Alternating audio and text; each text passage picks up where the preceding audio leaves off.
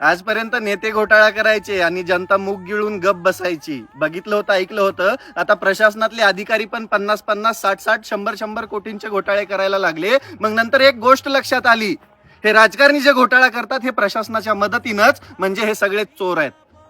परिस्थिती बघा, जालना जिल्ह्यामध्ये अतिवृष्टीपोटी जे शेतकऱ्यांना अनुदान भेटलं होतं त्याच्यामधून 50 कोटी रुपये यांनी मध्येच लाटून खाऊन घेतले.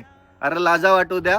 जे प्रशासनामध्ये अधिकारी आहेत, ज्यांनी घोटाळा केला, 4 तहसीलदार, 2 SDM आणि खालचे तलाठी आणि ग्रामसेवक बगल बच्चे, तुम्ही शेतकऱ्याच्या पोटचेच ना. अरे जन्म शेतकऱ्याच्याच घरात झाला ना, त्याच्यानंतरच तुम्ही त्या प्रशासनामध्ये गेलात. लाजा वाटू द्या र. शेतकरी घाम गाळून शेतामध्ये राबून कष्ट करून कमवून खातो, पण ज्यावेळेस निसर्ग कोपतो त्यावेळेस त्याला मायबाप म्हणून सरकार मदत करतं आणि ती पण तुम्हाला पुरणार. अरे भाड खाऊन नो सुधरा. जे सरकार तुम्हाला पगारी देतं त्याच्यावर भागत नाही का तुम्हाला? अरे लेकरा बाळांकडे बघा रे तुमच्या, काय काय उत्तर देतील ते आणि कसे जगतील या दुनियेमध्ये, या जगामध्ये, या कलियुगामध्ये? तुम्हाला कर्म हितच फेडून जावं लागणार आहेत. किडे पडून मरताल तुम्ही.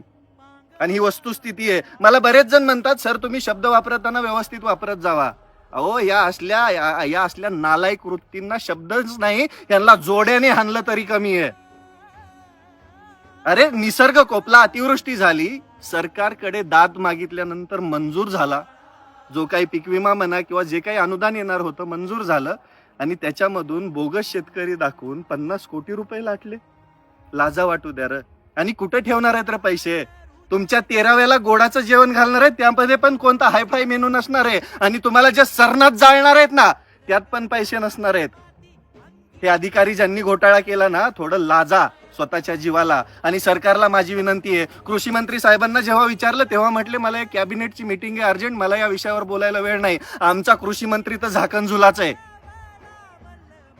पण माझी या सरकारला विनंती, या लोकांना कडक शासन करा, निलंबित करा, पदावर ठेवू नका. आणि पहिला तो आमचा झाकणझुला कृषी मंत्री बदला, त्याशिवाय शेतकऱ्यांचे दिवस बदलणार नाहीयेत. ही माझी कळकळीची विनंती आहे.